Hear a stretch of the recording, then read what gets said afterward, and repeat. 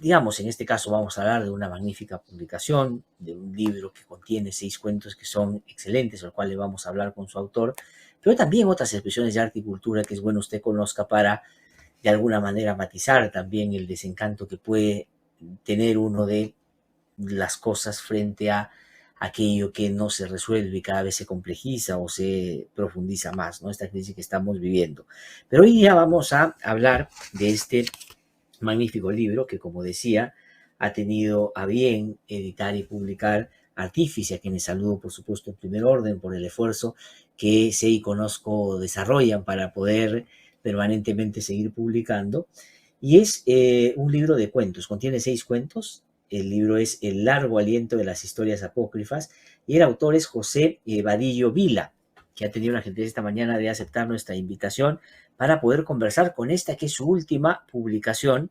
Él es, como ya en algún otro momento hemos comentado aquí en el programa, periodista, escritor, cantautor además, y ha publicado varios libros. El 2018, por ejemplo, Apus Musicales, Héroes de la Canción Andina Peruana, que es, digamos, una combinación de su vocación narrativa con su conocimiento, por ejemplo, de la música y la canción andina en nuestro país. Él está con nosotros esta mañana. José, qué gusto saludarte, muy buenos días, muchas gracias por atendernos.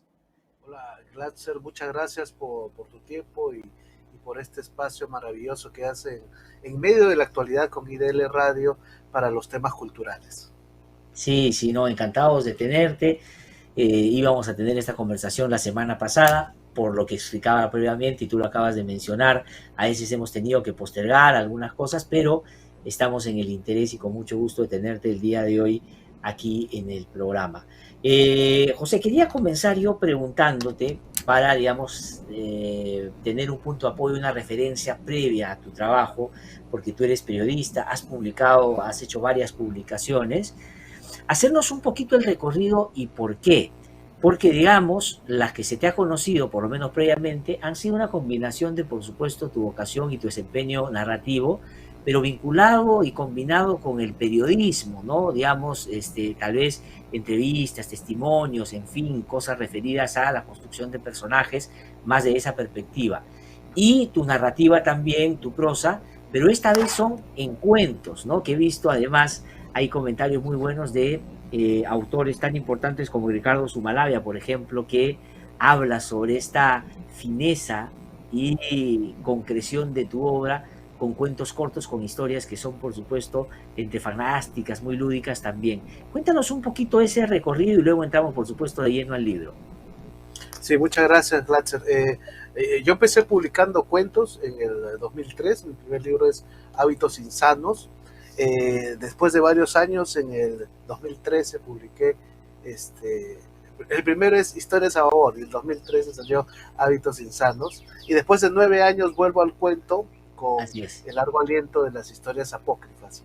Sin embargo, en el día a día yo me dedico al periodismo, y en el 2018 publiqué este libro de perfiles que es Campus Musicales, por mi interés tanto por el periodismo narrativo, ahora que, claro, tenemos la palabra que informa, pero también hay el otro placer de la palabra que puede ser informar y también darse algunas, tomar algunos elementos de la narrativa para poder contar estos personajes que están en el día a día de nuestra música, pero son tan maravillosos, ¿no? Y como te decía, después de 9 años vuelvo al cuento. He estado escribiendo este libro en esos pequeños espacios que nos deja pues este oficio del periodismo que toma tantas horas y no conoce descanso, ¿no? Que tú bien comprendes cómo es. Y es un placer poder volver a este otro lado, que es la palabra estética, la palabra alegórica, ¿no? Frente a nuestra palabra informativa que tenemos en el día a día. Es un reto como comunicador porque es otro tipo de enfrentar justamente enfrentarse frente a la hoja en blanco. Sí, no, pero además, como tú bien dices, y es bueno hacer esa referencia, una persona como tú, abocada y dedicada al periodismo, y para quienes estamos en este oficio, a veces uno tiende, porque así requieren los tiempos, meterse demasiado, que a veces uno se desvincula de otras cosas que no estén relacionadas con ese oficio concreto. No, yo, por ejemplo, cuando ya empecé a ver hace algunos años que estaba como derivando en una suerte de administrador de coyunturas y dejando de lado, por ejemplo, lecturas y cosas que ya había postergado mucho tiempo porque me abocaba mucho a lo otro, dije, si no paro eso ahora, corro el riesgo de que pues ya no recupere ese espacio. Y entonces uno se va organizando y ordenando para combinar ambas cosas. Pero en el caso tuyo, por supuesto, si bien es cierto, tiene una conexión, pero es una dinámica totalmente distinta, sobre todo si es que estás regresando al cuento después de tantos años de haber transitado por otros géneros también. ¿Por qué esta vez de cuentos? Pensado así, salió así, ¿cómo construyes estas historias? ¿Las tenías guardadas hace tiempo que no encajaron en alguna publicación? ¿O son todas pensadas y escritas para, digamos, una publicación como esta? Mira, justamente el título de El largo aliento de las historias apócrifas tiene que ver, hay un par de historias como Un bolero para Toñita Porreas y y, Espectro Ilustre, que me tomaron más tiempo, son las que tienen, digamos, unos 10 años así, y justamente es esa persistencia que tiene en uno como narrador, la necesidad de escribir estas historias que hacen que persistan y uno pueda llegar al punto final más o menos en forma equilibrada o en forma satisfactoria, ¿no? Hay otras historias que nacieron mucho más rápidas, Pie Plano, por ejemplo, la escribí en un par de meses, pero las otras las fui construyendo como un albañil loco, ¿no? O sea, como poner ladrillos y quitarlos, ¿no? Porque buscando justamente luchar contra, buscar la oración más o menos que sea perfecta, el personaje que se redondee bien, entonces es un acto de un poco loco, insano, ¿no? Que se tiene ahí, pero es el amor porque más que escritor, yo me defino como también como lector, ¿no? Entonces, mientras más uno lee, se vuelve más exigente, yo creo, ese es el reto, Sí, ese sí. reto que tenemos como escritores y también con los lectores, ¿no? Tratar de darles un buen, un buen material, ¿no? No estoy contra y admiro a los amigos que pueden cada año publicar, 2 poemarios al año y todo eso, bueno, alabado que tienen el tiempo para poder hacerlo, ¿no? Pero yo le tengo mucho miedo a este tipo de publicaciones, a pesar que en el diarismo publico bastante, soy muy cuidadoso en eso, ¿no? Respeto mucho al lector. Sí, no, y eso es bien importante y se nota, por supuesto, en esta y las publicaciones previas que tú has sacado adelante. Y uno se da cuenta, ¿no? Uno que, digamos, la lectura es algo que ya hace de una manera más constitucionaria, uno se siente irrespetado, respetado de acuerdo a lo que lea también, porque efectivamente yo, digamos, no es que tampoco voy a ponerme en el plan de que todo lo que leo es recontra escogido porque tiene determinadas características. Trato de leer una diversidad y en la diversidad hay más menos también, o sea, así es como la vida. Hay colegas y amigos que escriben muy bien y hacen 2 libros por año y los hacen a pedido además por la editorial que le ponen un tema y sobre ese tema trabajan y pueden generar trabajo y está muy bien, pero leo de lo otro también, que es como este libro que tú, por ejemplo, has producido, que tiene, por supuesto, una dinámica totalmente distinta. Ahora, es importante, y a propósito de lo que tú dices, yo creo que en el estilo que utilizas, ese toque muy coloquial, ¿no es cierto?, en términos de cómo planteas los personajes, su desempeño, esta mezcla de lo lúdico, lo cotidiano en términos palpables, pero aquello que puede terminar perteneciendo a otras esferas. Es decir, hay una lógica también de quererlo contar de la manera más asequible posible para el contacto con el lector no sea pues del todo tan ilustrado, que es el otro tema también que a veces constituye una barrera para llegar a algunos autores, ¿no? Ahí yo creo que está metido el periodista, el comunicador, Claro, ¿sabes? claro. Y en eso De contar la siento historia. que nos diferenciamos y déjame incluirme, los escritores que venimos de las aguas del periodismo, ¿no? Contra, versus los escritores que vienen solo digamos, del universo narrativo o académico per se, ¿no? Nosotros los comunicadores siempre queremos que sea entendible, que llegue a un mayor público. Esa es nuestra deformación profesional. Y yo creo que eso se nota en este tipo de escritores que te decía, escritores comunicadores, ¿no? Entonces, de alguna manera trato de llegar, ¿no?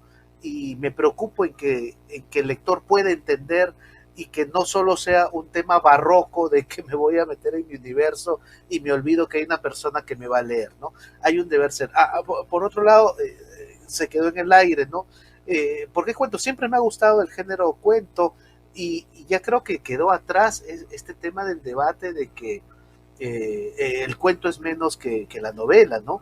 No, Desde hace por lo menos, no sé, yo le tomo estos últimos 15 años, 10 años, hay una, y tú también las tienes ahí a la mano, hay una presencia de narradores que están apostando por el cuento increíble y estos días me he permitido recordar a uno de los mejores narradores que tenemos, que fue Carlos Calderón Fajardo, ¿no? Y tiene un libro que creo que cada peruano que le gusta la lectura debería tener, que es Playas, que es sobre justamente, estamos en verano en playas y este hombre hizo literatura fantástica, literatura realista a partir de este espacio tan común que es la playa, ¿no? así es. Entonces, tenemos grandes, y el premio Copé, por ejemplo, nos dice, o las selecciones que hace González Vigil, la cantidad de relatos y micro relatos que tenemos y de una calidad extraordinaria. Entonces, lo que hace que haya también por un lado una gran competencia sobre el género del cuento sanamente, ¿no? Y por otro también, claro, el tema de que tenemos editoriales de todo calibre, lamentablemente, ¿no? Hay editores que simplemente parece que dicen, bueno, yo te voy a publicar, agarran el Word y lo ponen tal cual y lo mandan a la imprenta, y hay editores sumamente exquisitos y serios con los que trabajas, y estás ahí atrás, dándole vuelta, discutiendo, y ese tipo de editores me parece que son fascinantes y deberíamos de tener mucho más, ¿no? Eso enriquece y más mirando, por ejemplo, el tema del plan lector, ¿no? Te habrá pasado, a mí también me pasa, uno lee unos libros que dice, wow, esto va a leer un niño, ¿no? Entonces hay muchos errores y todo. Tenemos que tener no solo grandes escritores, sino unos editores atrás que puedan llevar esto, jalar las orejas, decir, oye, hay que ir por acá y todo, y mejorar para que esos niños no se vayan, más bien se enamoren de nuestra lectura, y esos Así es. adolescentes también, sí. Sí, sí, no, yo creo, y además yo soy un ferviente hincha de el mundo editorial, sobre todo el que emerge con ese nivel de rigor, ¿no? O sea, yo creo que la edición es fundamental, sobre todo cuando tienes la pretensión de que alguna publicación pueda llegar a sectores importantes, digo, en términos de que mucha gente lo pueda leer. Y ahora que mientras te escuchaba, y a propósito de este magnífico libro que recomiendo, por supuesto que tú has escrito, tú mencionabas, por ejemplo, yo he leído el libro o la compilación que ha hecho González Vigil sobre microrelato a propósito de la editorial de Petroperú. Mira, extraordinario. Y hay algunos que yo no conocía. De verdad he quedado fascinado de algunos y he empezado a buscar un poco antecedentes o cosas previas de algunos de los autores ahí que yo no había antes leído. Y eso es lo bueno, eso es lo rico, digamos, del mundo editorial que te permite conocer, por ejemplo, en el caso tuyo, de pronto alguien que ha seguido más por el periodismo y no ha leído tus libros anteriores. Entonces, leer le puede permitir ir a mirar lo que has hecho antes también para poder, digamos, esto que nos cuentas esta mañana, reconocerlo, pero a propósito de la obra muy concreta, ¿no? Ahora, José, digamos, para ir de concreto aquí. Entonces, esta es una publicación de cuentos, son 6, por supuesto, que tú has hecho y nos presentas en esta oportunidad. No sé si quieres decir algo más sobre los cuentos, solo que sea lo suficientemente notorio para llamar la atención e invitar a que nos sigan, por supuesto, a que lo puedan leer, que de eso se trata este espacio. Compre libros, lea, y sobre todo lo que recomendamos acá son productos de verdad, de una escogencia que hacemos con mucha responsabilidad y cariño. No hay mucha gente que produce, pero no se puede difundir todo, porque no hay tiempo, y en otros casos porque consideramos que hay algunas cosas que son más recomendables que otras, por decirlo de alguna manera, ¿no? Y esto está, por supuesto, en lo recomendable. Solamente para terminar, cuéntanos algo un poquito más, pero sobre todo dónde la pueden, como siempre nos piden quienes nos siguen, dónde la pueden comprar, dónde la pueden encontrar. Muchas gracias nuevamente por el espacio. Me he permitido en este libro, El largo aliento de las historias apócrifas, poder presentar tanto historias de la literatura fantástica como de la literatura realista. Esa es una libertad que me tomo, ¿no? Y a partir de la literatura fantástica poder hacer algunas alegorías sobre la sociedad en general y la sociedad peruana sin mencionarla a veces, ¿no? Y eso me parece la riqueza que tenemos en la literatura. El libro está presente en casi todas las librerías del Perú y también en los portales que hoy en día, a partir de la pandemia, tienen tanta importancia y acercan los libros a más lectores. Yo creo también que el libro se da estas licencias. Eloy Tizón, que es un escritor español, decía que ahora vivimos el postcuento, ¿no? Es decir, ya no solo estamos en la cuestión de la exposición, el nudo y el desenlace, sino también mostrar otras cosas al lector, ¿no? Entonces, este libro también busca explorar en los cuentos mucho más alegóricos, ¿no? Poder mostrar otros caminos y también reflexionar algunos temas, como en Testigos Fantasmales, el primer cuento, hablar sobre el tema de Chernóbil, que es un tema tan presente, el tema del daño al medio ambiente, pero visto desde otros actores, ¿no? Y eso es lo importante, porque la humanidad, hablar de la humanidad, no es solo hablar de los hombres, ¿no? Sino es hablar de eso que nos hace más sensibles también. Sí, sí, no, y creo que hay en ese sentido una magnífica combinación en lo que nos presentas en esta oportunidad, y seguramente quienes lean el libro lo van a valorar de esa manera también. Así que usted puede adquirir este libro, está en todas las librerías. Se llama El largo aliento de las historias apócrifas, cuentos de José Vadillo Vila, que ha tenido la gentileza esta mañana en los minutos de su tiempo. Saludo y agradezco también a Artífice por el trabajo importantísimo que está haciendo. Está publicando un montón de cosas muy interesantes que yo recomiendo a quienes nos siguen revisen también. Pues José, muchísimas gracias por haber conversado con nosotros. Que te vaya muy bien. Gracias. Felicitaciones por el libro y que vaya de lo mejor. Un fuerte abrazo. Muchas gracias. Gracias. Que te vaya muy bien. Que te vaya muy bien. Muchísimas gracias. José Vadillo Vila ha conversado con nosotros esta mañana.